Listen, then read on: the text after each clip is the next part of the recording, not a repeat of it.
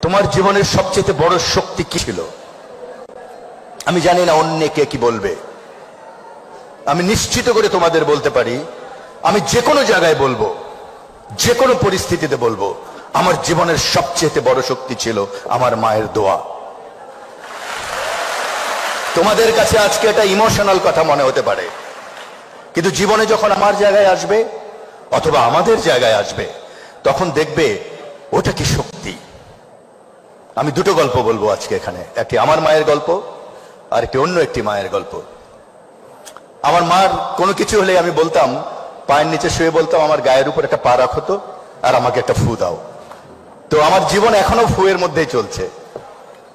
আমি যখন ম্যাট্রিক পরীক্ষা দেই আগের রাতে, আমার অনেক জ্বর, অনেক অনেক জ্বর, 104 ডিগ্রি হবে। তা আমি সকালবেলা উঠে বললাম, মা আমি তো আর পরীক্ষা দিতে পারবো না। আমার মা আর 10টা মায়ের মতো খুব শিক্ষিত নন। তা আমার মা বললেন, এটা কি হয় নাকি রে বাবা, তুমি যদি এবার পরীক্ষা না দাও তুমি তো 1 বছর ফেল করে যাবে। আমি বললাম, আমার তো কোনো উপায় নেই, আমি তো চোখে কিছু দেখছি না। উনি অনেক দোয়া টোয়া পরে আমাকে একটা ফু দিলেন, দিয়ে হাত ধরে বললেন, চলো যাই। পরীক্ষা 3 ঘন্টার জায়গায় প্রায় 2 ঘন্টা পরীক্ষা দিয়ে বেরিয়ে গেলাম। বাইরে মানে বিপর্যস্ত মা বসে আছেন, আমার ছেলে কি করছে ভেতরে। বাইরে বেরোলাম, বললো, কি পরীক্ষা শেষ হয়েছে, সব প্রশ্নের উত্তর দিয়েছো? আমি বললাম, না, মাত্র 34 প্রশ্নের উত্তর দিয়েছি, 34 নাম্বার। তো বলে, পাস কততে? আমি বললাম, পাস তো 33-এ। আমি বললাম, মা তোমার ফুয়ে আর কোনো কাজ হবে না। বলে, আচ্ছা কাজ না হোক, আসো না একটা ফু দেই। এবার ফুটে একটা নামাজ পড়ে দেই। ওখানে 2 রাকাত নামাজ পড়লেন, একটা ফু দিলেন সারা গায়ে। বিলিভ মি, এটা হয়তো এটা এক ধরনের কাকতালীয় ব্যাপার হতেই পারে, কিন্তু আমি আজও বিশ্বাস করি 34-এ পেয়েছিলাম। সো আনিসুল হকের জীবনে ওই মার দোয়া দিয়ে আমার সারা জীবন, এখনো কোনো কিছু হলে মায়ের কবরের কাছে যাই, যে দাঁড়াই। এই কি বলে, এই মেয়রের পদে আমি দাঁড়াবো না ঠিক করছিলাম, যে না, আমার দ্বারা তো খুব কঠিন একটি কাজ, আর আমি মানসিকভাবে তৈরি নই। তো আমার বাবার বয়স 95। বাবাকে যে বললাম, বাবা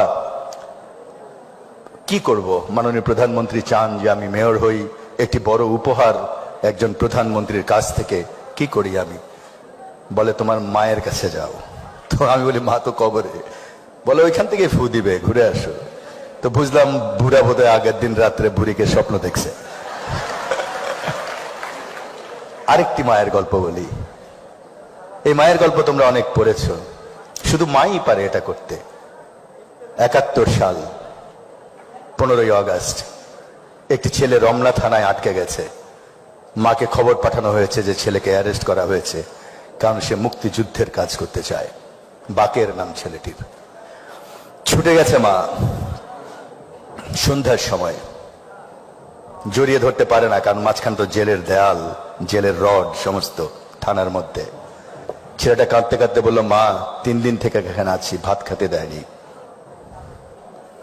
মা আর কোনো কথা না বলে ছুটে গেছে। 3 ঘন্টা পরে এসছে ভাত নিয়ে, ছেলে নেই। সে ছেলেকে আর পাওয়া যায়নি। মা মারা গেছে 15 বছর পর, 85 সেই একই দিনে। এই 15 বছর সেই মা একটি ভাত খায়নি, একটি লোকমাও ভাত খায়নি, কারণ সে তার ছেলে বাকেরকে খাওয়া পা দিতে পারেনি। এই হলো মা।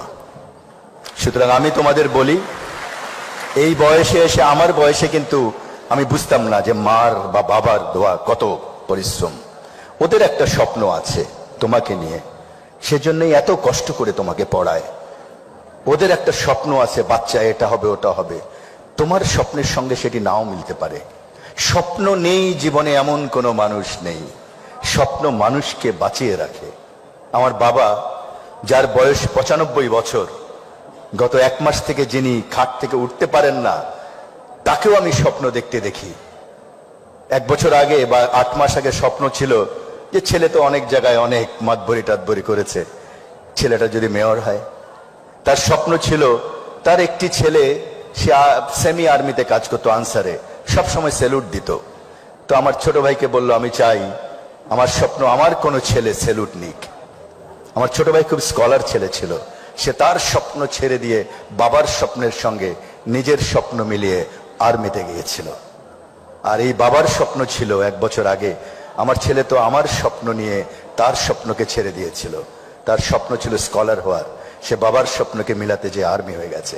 সেই বাবার দোয়া, সেই মার দোয়া তার জীবনকে উজ্জ্বলিত করে দিয়েছে। তার স্বপ্ন ছিল তার ছেলে সেনাবাহিনী প্রধান হোক। আল্লাহ আমার মার, আমার বাবার সে স্বপ্ন পূরণ করেছে। তোমাদেরও বলি, মায়ের স্বপ্নের সঙ্গে বাবার স্বপ্নের সঙ্গে তোমার স্বপ্ন মিলবে এমন কোনো কথা নেই। আজকে সকালে আমার বাবা বলে, একটু দেশের বাড়িতে যাওয়া যায় না? আমি বলি, আমার বাবাকে তো হেলিকপ্টারেও নেওয়ার কোনো উপায় নেই। তার মানে কি? মানুষ মৃত্যুর আগের মুহূর্তে স্বপ্ন দেখে। আর তোমরা কত ভাগ্যবান যে তোমাদের স্বপ্নের সময় মাত্র শুরু হলো। সুতরাং আমার মনে হয়, আমার বাবা বলতেন, সব মুরব্বীরা বলেন, তোমাদের টিচাররা বলেন, জীবনের এই স্বপ্ন দেখাকে বড় করে স্বপ্ন দেখো। জীবনের 40 বছর বয়সে কি হতে চাও, 45 বছর বয়সে কি হতে চাও, 50 বছর বয়সে কি হতে চাও, সেই স্বপ্ন দেখো। আমার স্ত্রীকে আমি সব সময় বলি যে তুমি মাফিয়ার চেয়েও খারাপ। তো বলে কেন? তো mafia wants either your life or your money, but you wife's you want both, life and money. তো তার একটি গল্প আমি তোমাদের বলি, তাহলে বুঝবে মানুষের স্বপ্ন, মানুষের দৃঢ়তা মানুষকে কোথায় নিয়ে যেতে পারে। একসময় আমি টেলিভিশনে, মোটামুটি তোমাদের জন্মও হয়নি তখন, হয়তো এনারা জানেন যে টেলিভিশনে আমার মোটামুটি পরিচিত ছিল। তখন আমার স্ত্রী, তিনি কখনো সেকেন্ড হননি জীবনে। তিনি ফজলে লোহানী, আপনারা চেনেন স্যার, ভালো ডিবেটার ছিলেন। 4 বছরের ইন্টারমিডিয়েটে ফার্স্ট হওয়ার পরে সেই সময়টিতে জেনারেল এরশাদ ক্ষমতায় আসলেন।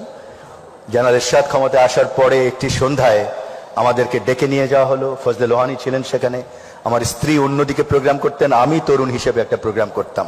তো কখনো কখনো আমার প্রোগ্রামটি অনেক ভালো হয়ে যেত আর কি। সে এক ধরনের হিংসা প্রতিহিংসা ছিল। তখনও তিনি আমার স্ত্রী হননি। এক সন্ধ্যায় আমাদেরকে তুলে নিয়ে যাওয়া হলো।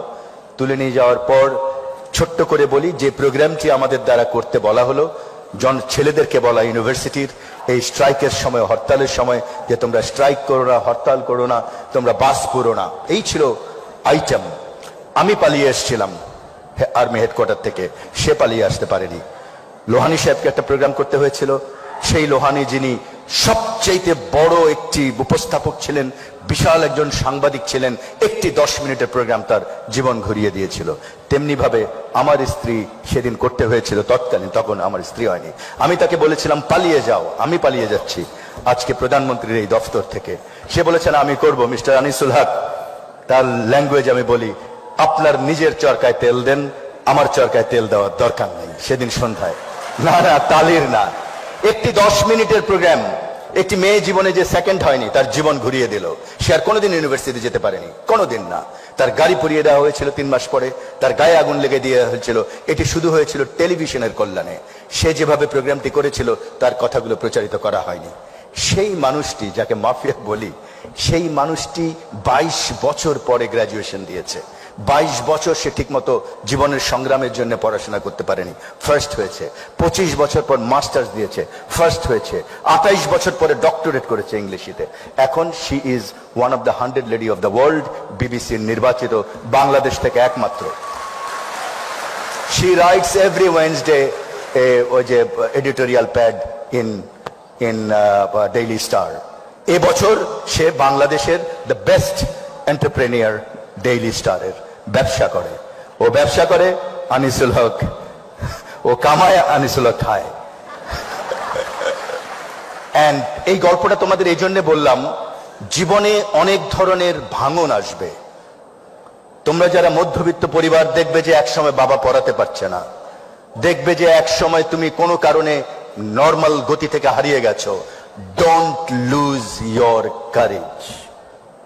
এত বড় একটি স্বপ্ন যদি 15 বছর আগেও কিন্তু সবুজ সাহেবের এই স্বপ্ন ছিল না, 20 বছর আগে তো ছিলই না। এত বড় একটি স্বপ্নের বাগান যদি তৈরি করতে পারেন সবুজ সাহেব, এরকম আরো অনেক।